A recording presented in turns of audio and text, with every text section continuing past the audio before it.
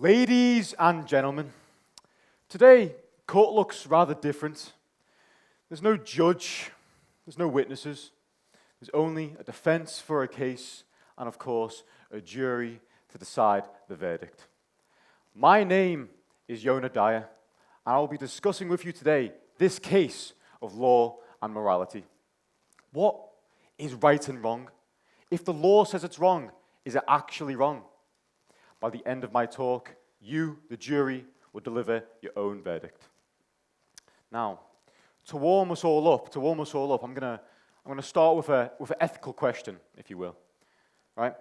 Picture this: a man named John is walking down the road, and at the end of the road is a cliff.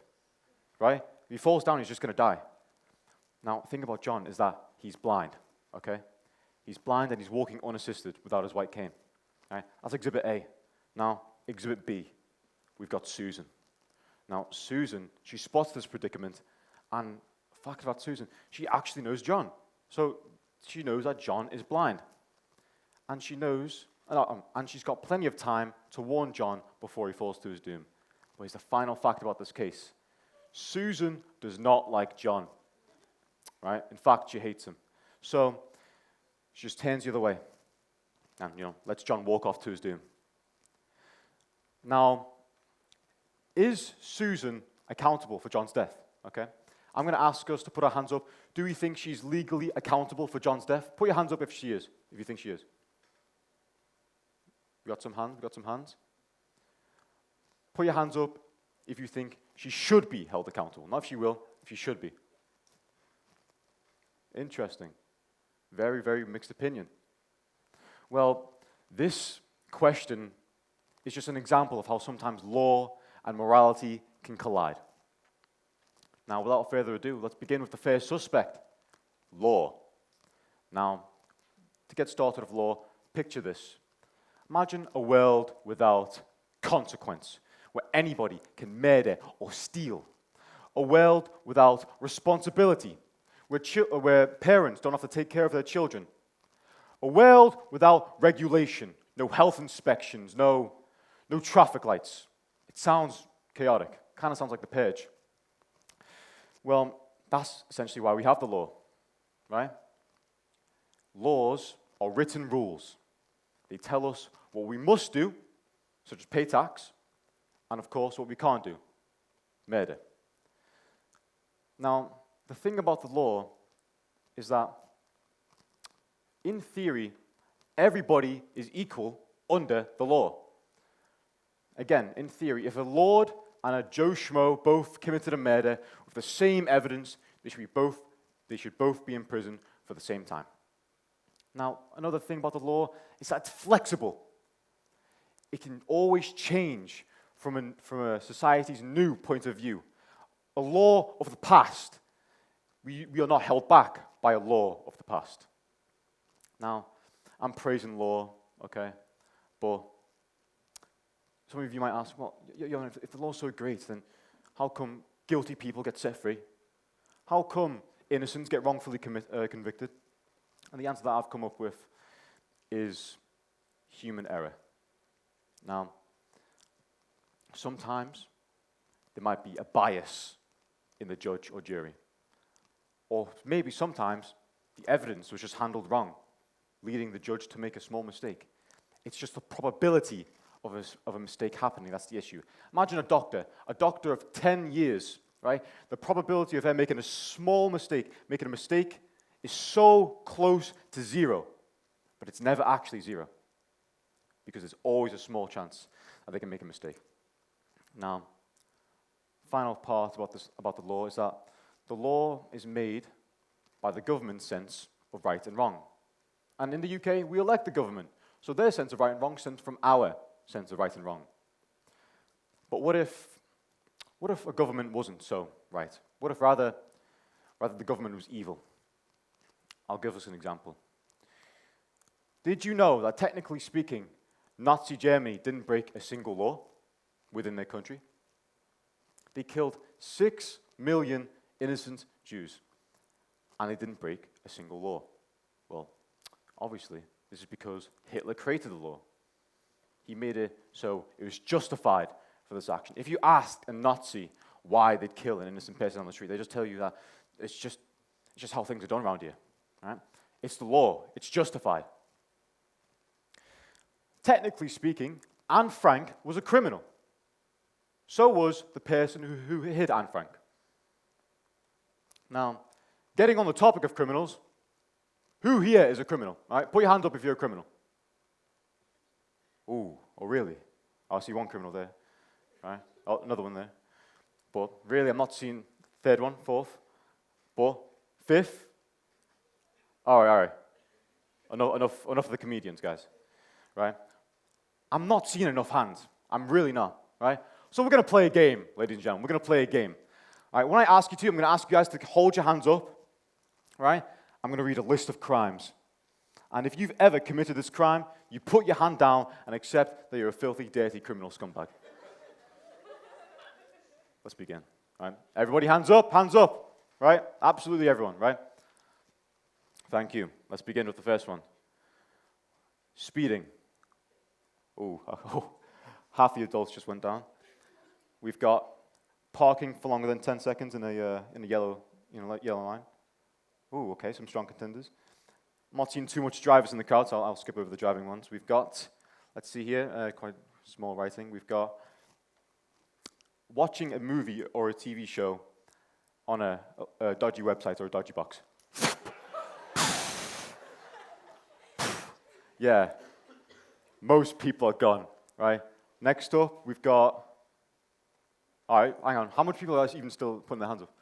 We've got 1, 2, I'm going to see if I can get you guys out. 3, right, 4, oh, 5. Okay, we still got some people left, right? How about murder? No? Okay. All right, littering.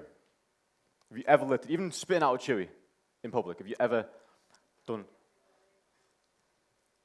I see most hands down, right? We are all criminals, one way or another. But it's up to us to decide to be a good criminal, like Robin Hood. I think he's a good person, right? But the thing is, he steals from the rich to give to the poor. Good intention, still a criminal act. Now, this brings us to the next part of my talk, morality. Now, what is morality? Morality is your gut sense of right and wrong, right? It's not written in a book. It's your own personal belief that something just isn't good or something just isn't bad. Now, the thing about morality is that we can all be influenced. Let me ask you this. How many of our beliefs or opinions are actually ours, that we've come up with ourselves with no external influence? Probably not a lot. Most of your beliefs, if not all, are all influenced by your environment. I'll give us some examples, right? So we've got Dave, okay? Dave's got a little son called Tim, right? And Dave, he's a very angry dude, right? He's just aggressive. That's all he does is just punch people, right? Or he's just super aggressive all the time. Now, naturally, Tim sees this, right? Follows in the footsteps. He grows up and he assaults people. Now, obviously, this is a wrong action, but should we hold Tim accountable for growing up to be an aggressive person when in the environment, that's all he's been shown to? He's been rewarded for showing aggression. Now, I'll give us another example, right? So let's just say hypothetically, I like the color red. Okay, I don't have a strong, it's my favorite color. I don't mind it. It's a casual color, right? I'll go on TikTok. I'm going to doom scroll because I love doom. I've got 13 essays due. Yeah, I'm going to doom scroll. And I see a red slander video. That's hilarious. Right, I'll look in the comment section. There's comedians. Right, I'm laughing, and now I think that red is bad because they're slandering red. I've just switched my opinion. Before, I liked red, but now just because I saw some TikTok comment, I've completely changed my mind. We can so easily be influenced by our sense of morality. Now, morality, there are plenty of different examples of morality. We've got Christianity, we've got Islam, that's my one.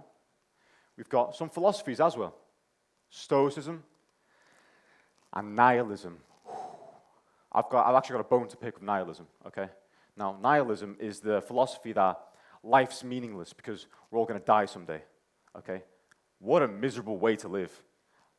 Imagine if I acted like that for everything I did.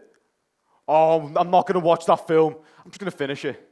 Did you just recommend me a TV show? Yeah, it's not getting watched, mate. I'm just going to finish it.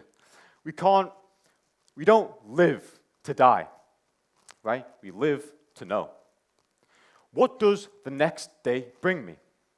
What does the next decade bring me? Will I pass that exam? Will I go to my dream uni? Will I meet the love of my life? That's why we all go to sleep and wake up. And to know something, we must ask something. Now, we must ask more questions. The Greek philosopher Socrates himself said, "The unexamined life is a life not worth living." If we don't ask questions about ourselves, our opinions, then we're not actually living a life. We're just strolling in autopilot. We're just in a current, never wondering why it's flowing that way. We're just going with the flow. Now, here's my final example of the talk, okay? It's called the banana ladder experiment. Now, essentially, there's 5 monkeys in a room, and in the room is a ladder. On top of the ladder, bananas, right? Now, naturally, the monkeys climb the ladder to get the bananas. But before he gets the chance, he's on the ladder, and all the monkeys get sprayed with icy cold water. Okay? Now, eventually, the monkeys learn to beat up any monkey that dares to even go near that ladder, right? So now, the behavior is set. We take one monkey out, put a new one in. He tries to get the banana, he gets brutally beaten up, right? Before even touching the ladder. Now, one by one, all the old monkeys are now replaced with new monkeys. And still, the last monkey, he's climbing the ladder. He's going to climb the ladder. But no, doosh! He gets beat up by all the other monkeys. These monkeys haven't touched a drop of this icy cold water. And yet, they still beat him up. The punishment is gone, but the behavior remains. If you asked one of the monkeys why they beat up the monkeys for trying to climb the ladder, they'd tell you, oh, well, that's just how things are done around here. Exactly what the Nazi would say when you asked them why they'd kill an innocent person. Now, that experiment shows us that sometimes traditions, habits, even laws can persist simply because that's always how we've done them. We must question every sense of what's actually right and what's actually wrong. I hope my talk has enlightened some of you, right? Because making this talk, it's made me feel more enlightened myself. My name's Yona Dyar, and this has been my talk of law and morality.